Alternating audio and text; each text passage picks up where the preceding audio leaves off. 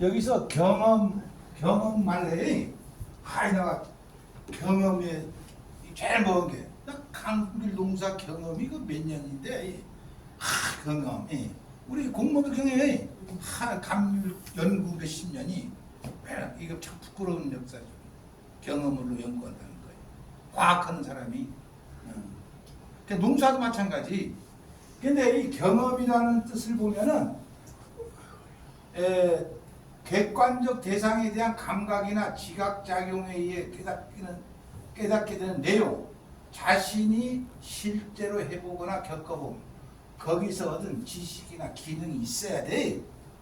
근데 우리는 밭에 갔다 오고 거기에 종사하는 숫자로만 결과 없이 그걸로 자기는 막 안다고 하는 거죠. 이게 지금까지.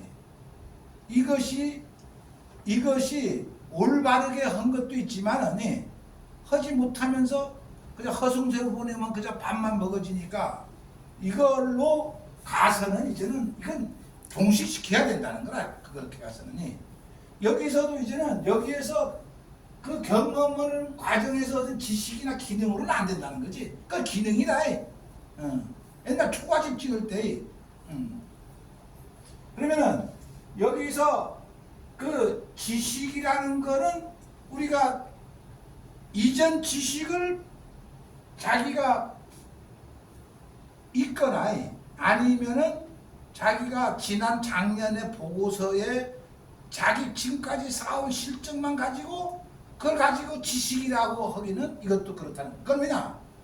그 우리가 하면은 논문 쓸 때 재료 및 방법에 어느 장소가 명기되지 않아서요. 이 토양은 화산의 토양이다. 비화산의 토양이다. 한경면이냐, 남은 어디 신능이냐, 하늘이냐, 그것에 한해서 그 결과가 지식으로 통용되는 거라. 소장 알매? 그래서 비화산의 토양이란다는 거야. 그러니까 그거는 여기서만, 이 연구소 내에서만 쟤는 지식을 갖고 밖으로 나가서 된다 만다. 이제라도 정신 차려야 된다 이거예요. 그래서 그냥 그 지식은 탁상공론에 지나치지 않는다는 거라. 그래서 탁상공론이라. 그러니까 그러면 내가 이 지식을 해서 나는 감귤 전문가인데 이걸 가지고 어디 가도 나는 할 수 있다. 왜? 뭐가 이 생육의 결정을 짓는 게 온도고 여기에 수분 관리는 품질을 작용시킨다는 걸 알고 그 조치를 취해준 게 탁월함이라고 해. 그냥 우리가 품종은 어디든 되고 다 서쪽으로만 됐잖아 지금이. 그러면 이제야말로 잘만 하면 결과 나오게끔 돼서 그러나 이제 앞으로 신규 교배하는 품종들은 그건 어떨지 또 고민해야 되겠지만 이제 나오는 품종에서도 부피가 된다. 비화산의 토양에서 부피 나오면 어쩔 수 없지만은 그래도 여기에서 지금까지 현재 선발되지 못하고 밀려갖고 있는 품들 중에서 그래도 모양만 괜찮고 부피가 안 되면 그거는 한번 펼칠 수가 있다는 거지. 그래서 여기에 이렇게 요 화살표로 가기 위해서는 덕이라는 것이 덕에 대해서도 마음에서도 우리가 덕이라는 것이 있어요. 행동하는 마음이 그러니까 이거는 순수히 때묻지 않은 행동하는 마음이 여러 가지 시행착오를 겪으면서 이것과 자기는 양파 껍질 벗기듯 먼 것들 다 제거동 가운데 있는 아무것도 없는 정체 모를 그것이 있는 사람이 있다고. 그냥 그 마음은 바닷속 깊이는 몇 메다인지 아는데 그 사람의 속마음은 모른다 이거예요. 그냥 이거는 오늘은 시간 짧아놓으니까 이거 허전해도 1시간 걸려요. 그럼 이제 기회가 있으면은 할 거고. 따라하는 지식은 꼰대라고 하는 거라. 꼰대. 그냥 제주도 감귤 선생이 만들어잖아. 이것이 꼰대. 따라한다는 거는 노예. 딸을 좀,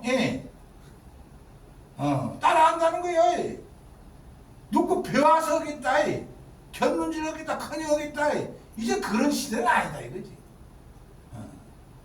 그래서 이제는 탁월한 쪽으로 가야 된다. 이거나 칼라문 잘못 쓰잖아. 그러면은 지식 생산자는 성과가 있는데 부분적인 성과로는 이제는 옛날 화살을 쏘면 관역이 고정됐는데 이제는 날아가는 감귤 3개를 화살로 총 미사일로 쏘아 맞춰야 돼. 그 부품 몇 개로 되겠어?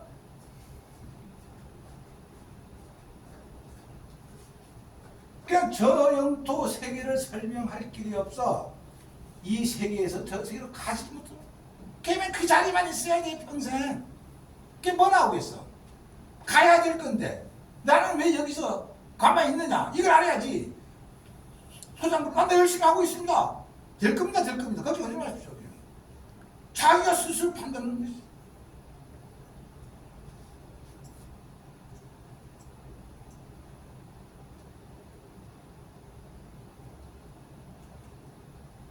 감각으로부터 출발하게 돼. 감각에서부터 출발해서 경험까지 이야기할 거라.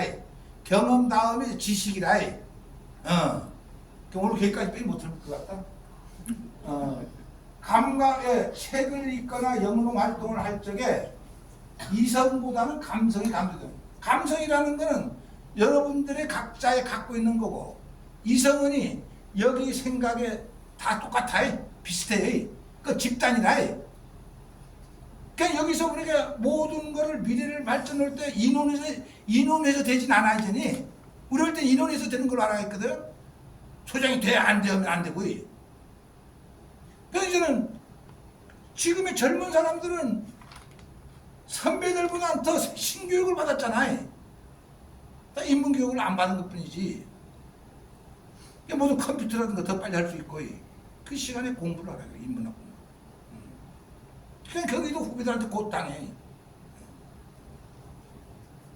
이성은 우리 모두 것이지만 감성은 나의 것이고, 느끼는 재미는 오직 나에게만 있는 고유한 반응이야. 나만 느끼는 거라. 나의 즐거움이 집단의 즐거움이 될 수는 없잖아. 거의. 모든 활동의 궁극적인 결론은 나를 발견하는 일, 나를 만나는 일. 장자 천도편의 윤편과 황공이라는 이야기가 나오는데, 윤편은 술의 바퀴를 깎는 장인이고 황공은 제나라의 왕이다. 마당에서 술의 바퀴를 깎던 윤편이 책을 읽고 황공에게 묻습니다. 무엇을 하고 계십니까? 책을 읽고 있다. 그 책은 누가 썼습니까? 성인이 썼다. 성인들은 살아있으니까 죽었습니까? 죽었다. 성인들이 찌꺼기를 읽고 계시는군요. 어디게 그 백성이 왕한테 찌꺼기를 읽고 있다고 말을 할 수가 있냐? 이거 장자에 나오는 책이니까 하는 거지만, 황공은 아주 위대한 책으로 여기며 열심히 읽었는데 술에 박해나 깎는 미치는 자 그렇게 말하는 것을 화날 수가 있어. 응? 감히 내 따위가 성인이 그를 평하다니 그게 무슨 말이냐? 그 까닭을 온당하게 말하면 살려줄 것이고, 그렇지 못하면 목을 베어버리겠다. 윤편은 말합니다. 수레바퀴를 너무 느슨하게 천천히 깎으면 수레바퀴가 헐거워서 문제가 있습니다. 그런데 수레바퀴를 너무 급하게 빡빡하게 깎으면 수레바퀴가 뻑뻑해서 문제가 있습니다. 급하지도 않고 느슨하지도 않게 깎아야 하는데, 제대로 깎는 일은 제가 손으로 익혀서 마음에 담아놓은 것입니다. 이것은 자식에게도 잘 전해지지 않습니다. 왜냐하면 손으로 경험해서 얻은 이것은 마음에 담겨있기 때문에 말로 표현될 수가 없습니다. 자기 기술이 계속 하면서 이 마음에 담아진 걸 어떻게 표현을 할 수 있느냐 이거라. 책을 써도 전부 이해를 못한다 이거지. 그래서 자식들에게도 이것을 알려주려고 해도 전할 길이 없습니다. 제 황공이 아무리 성인이 이야기를 읽는다 해도 이야기 속의 뜻을 그대로 이야기는 어렵고, 또 언어를 통한 소통과 전달은 근본적으로 한계가 있습니다. 어떤 보고서나 책을 읽어서 이걸 하겠다고 하는 것도 자체도 한계가 있다는 거야. 절대적인 것이 아니라는 거야. 자기가 직접 할 수 있어야 된다는 거라. 그걸 하고 자기가 해봐야 돼. 우리가 독서나 공부 같은 간접 경험을 통해서 알 수 있는 것은 제한적일 수밖에 없습니다. 글이라는 것이 결국 쓰는 사람이 읽는 사람을 자신이 세계로 초대하는 것이라고 한다면 우리는 한계를 받아들여야 합니다. 그것이 손님의 태도라는 거라. 그리고 자신이 것이 나와야 마땅합니다. 쓴 사람이 초대한 세계로 다녀온 후에, 책을 읽은 후에 내가 이것이 옳으냐 그러냐 한번 해봐야 되지. 이걸 갖고 다른 사람이 전달하기 위해서 교육규칙으로 써서는 안 된다는 거지. 알아? 모르면, 알면 이건 자기가 해야 되는데. 듣는 것도 마찬가지입니다. 다른 사람과 대화할 때 그 사람이 말의 느낌과 뉘앙스 그대로 받아들일 수 있다고 생각하는가? 불가능한 일입니다. 그것은 윤편이 수레바퀴를 깎는 기술을 아들한테 전해주지 못하는 이유나 마찬가지라는 거라. 누가 전해줄 수가 없어. 읽기를 통해 저자의 세계로 초대받아서 저자와 저자의 세계를 탐구하지만 이 초대의 궁극적인 방향과 목적은 저자와 대화하는 일이고, 그러면서 동시에 저자와 대화하고 있는 자기를 만나는 일입니다. 읽는 일 자체가 우리가 해야 하는 일이 전부는 아닙니다. 책을 읽으면서 자기를 만날 수 있는 가능성을 열어야 하고, 그 다음에는 바로 자신을 표현해야 합니다. 읽기와 쓰기에는 순서가 있는 것이 아니라 사실은 동시적으로 읽으면서 써야 되고, 그걸 써야 돼. 다음에 귀로 들으면 말을 할 수 있어야 돼. 그대로 말을 할 수 있어? 없지. 그대로 동시로 가야 된다. 동시로. 먹으면 배설 해야 되고, 그런 것처럼 동시에 일어나는 거야. 시간 차이가 있을 뿐이지. 저마다 읽고 듣는 목적은 다르겠지만 읽기와 듣기는 결국 쓰기와 말하기를 향합니다. 읽는 일은 다른 사람이 쓴 것을 만나는 일이기 때문에 읽기는 사실 쓰기와 중첩되어 있습니다. 읽는 행위 속에는 쓰는 행위가 흔적으로 남아있고, 활자에는 그 사람이 쓰는 행위가 남아있습니다. 읽는 행위는 쓰는 행위를 맞이하는 일입니다. 이처럼 읽기와 쓰기는 항상 교차되어 있다는 거라.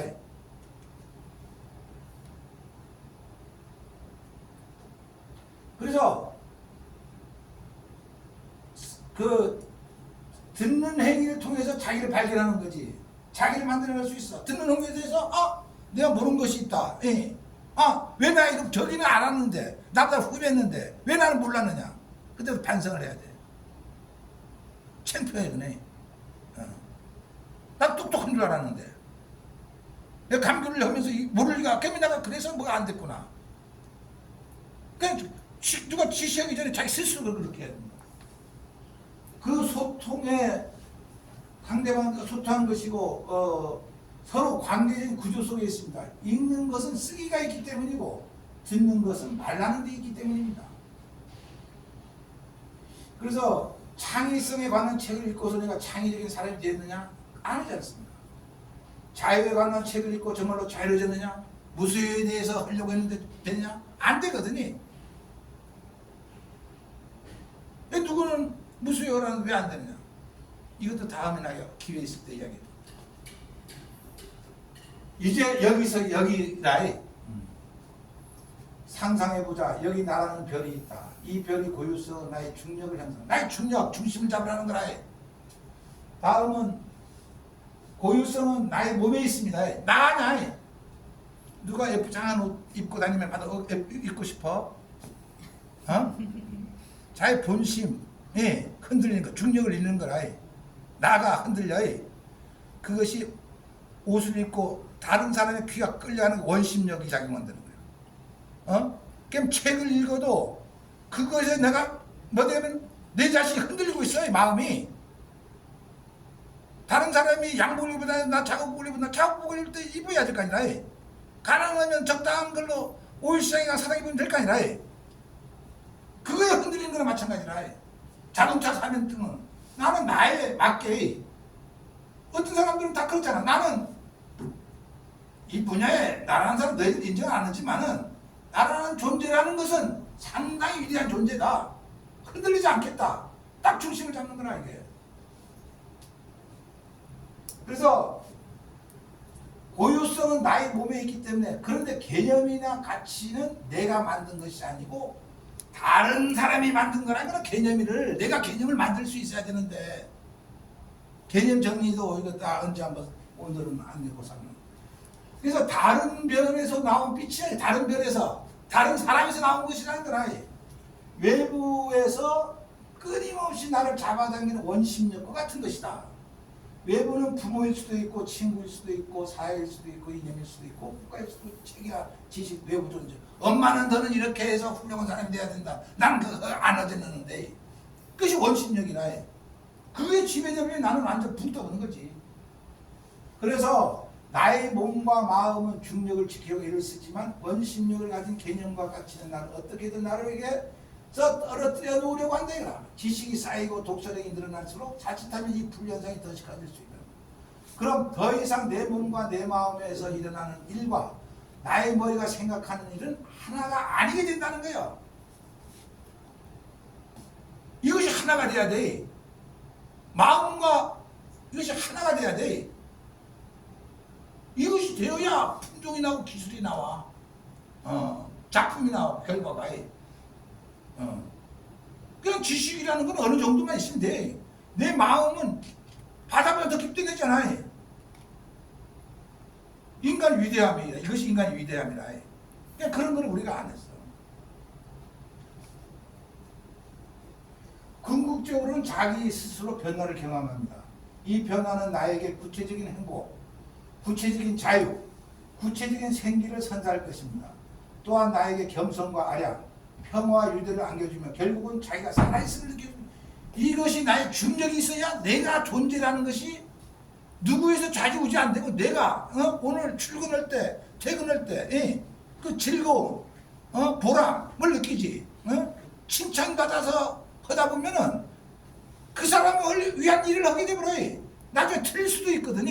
내가 하다가 실패한 거는 몰래 싹 고치려고 노력할 수가 있는데 상대방 원망을 할 수밖에 없잖아. 그거 고칠 수도 없고 시킨 대로 했었기 때문에.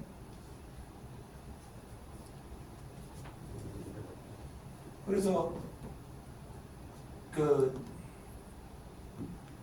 이젠 우리가 모든 우리의 영역을 확대시키려고 하면은 새끼줄 알아지지. 동아줄 하는 것처럼 그 꼬임 현상으로 가야 돼. 아까 말하면 원심력하고 중력이 하나로 꼬여버려야 된다고. 서로 움직이지 못하잖아. 그냥 지식하고 마음 하나로 가야 돼. 그래서 영역이 확대되는 거야.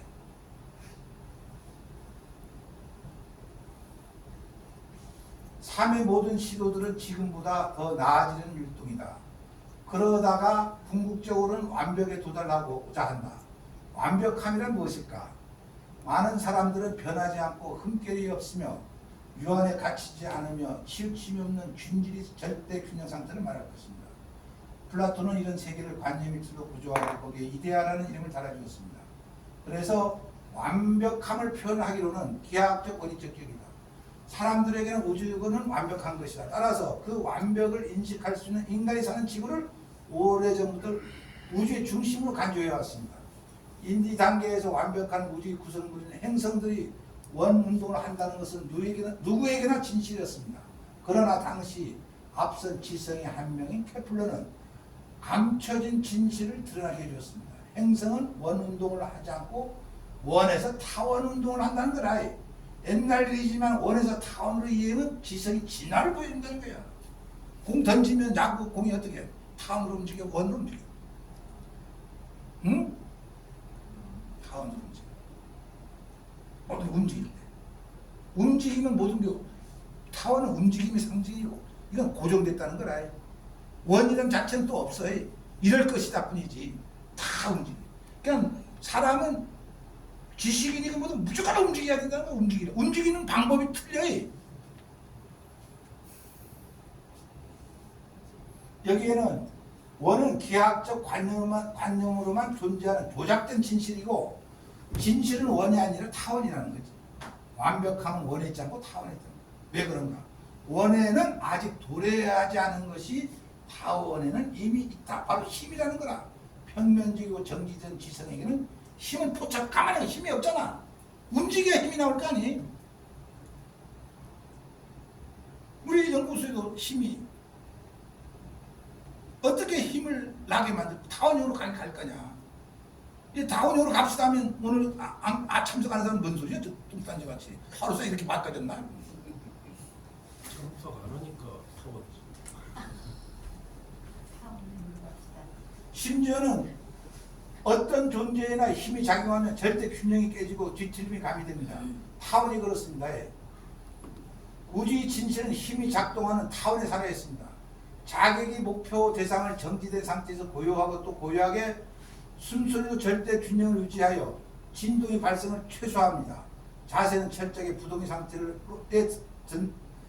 놓고 그래야 누구에게도 노출되지 않습니다. 그러나 갑자기 목표 대상이 시야에 들으면 몸을 바로 비틀 거 아니라 그거에 힘을 쓰려고 하는 그 자세. 다음은 전체적으로 허리를 꼬아서 탄성을 한순간에 탄성을 만드는 적중. 이 적중이 이 적중이란 말을 잘 안 들어봤지. 곤약이 싹 했거든요. 그러니까 나르는 비행기를 쏘아 맞춰야 되는 것이 관역이 아니고, 동물도 이제 다 마찬가지 아니라 명을 비틀고 가만히 어떤 왔을 때까지 가만히 있잖아.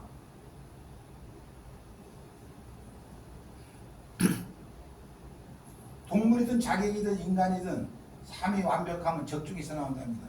이 적중할 수 있어야 삶의 즐거움이 있는 거예요. 적중은 몸을 비틀어 꼬임의 상태로 스스로 몰고 가서 동작으로 생산되어야 만날 수 있는 최종 경지. 움직이는 세계에서 적중이라는 완성을 이루려고 한다면 자신도 진동의 맥을 따라 함께 움직여줘야 된다. 그러니까 우리가 야생동물을 할 때 고만히 망원경 그 렌즈만 찍는 게 아니라 자동차가 같이 움직여줘. 사자 뛸 때. 움직임의 불균형이 바로 동작의 힘이다. 가만히 정지해 있다. 예. 에어컨인데 가만히 있다. 날씨 더운데 어떻게 할 거라? 어떻게 가만히 앉아 있을까? 원 타원이 돼야 된다. 타원이 되기면 어떻게 해야 될 거냐?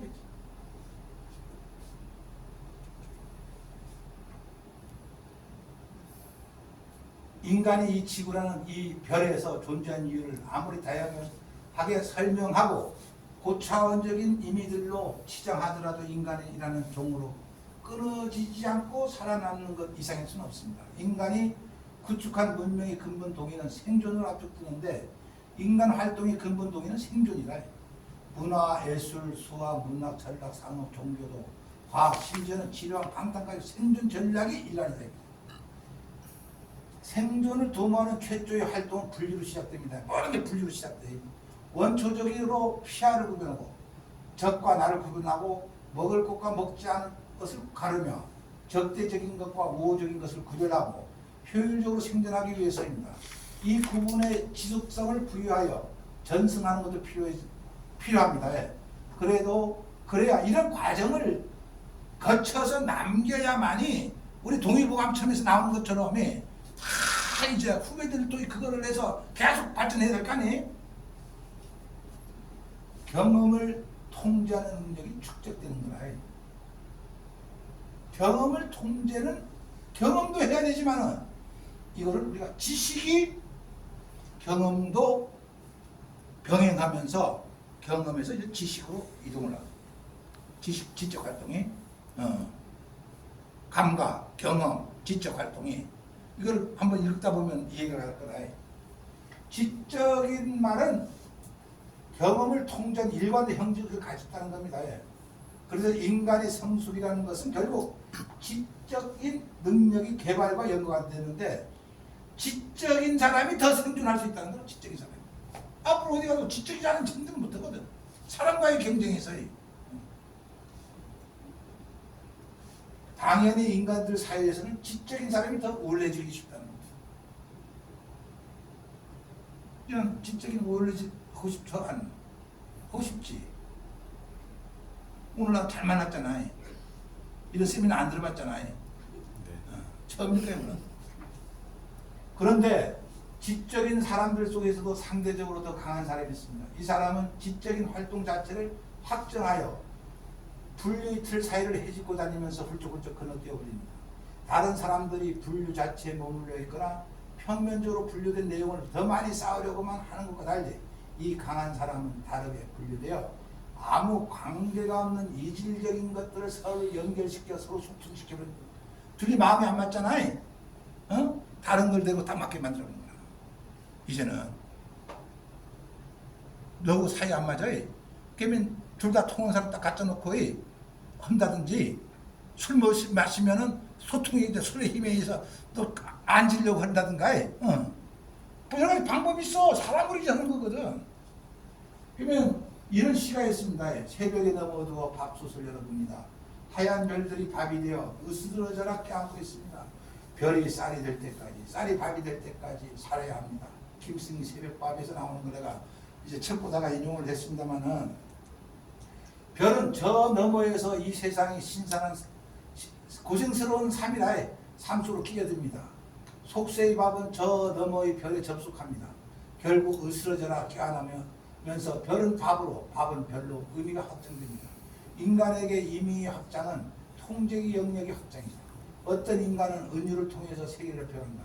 세계를 넓혀주는 지배가 그냥 꼬여라, 꼬여라. 어? 나 혼자만은 도저히 안 된다.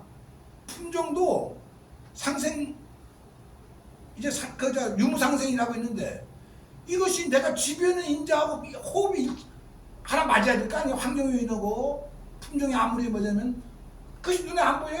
그걸 찾아야 되는 거예요. 품종만 올라가. 어? 난 술로 찾다 보니까 다 그걸 찾아지더라고요. 쫙 마시면 탁 아이도 나오고, 이렇게. 그러니까 여기서 꼬여서 가면 우리는 영토로 확장했는데 DNA 이중 나선도 봐요. 꼬임으로 묻습니다. 다 꼬임으로. 다 꼬임이라는 거예요. 힘이 작동하는 비틀기로 꼬인 세계, 이것이 진실이다. 진실한 자는 평면적으로 풀어지지 않습니다. 관계가 없던 무엇과 꼬이고 또 꼬이며 식민지를 넓혀 나가는 힘찬 모습이 꼬여야 돼. 나 혼자는 절대 안 돼. 자, 결과는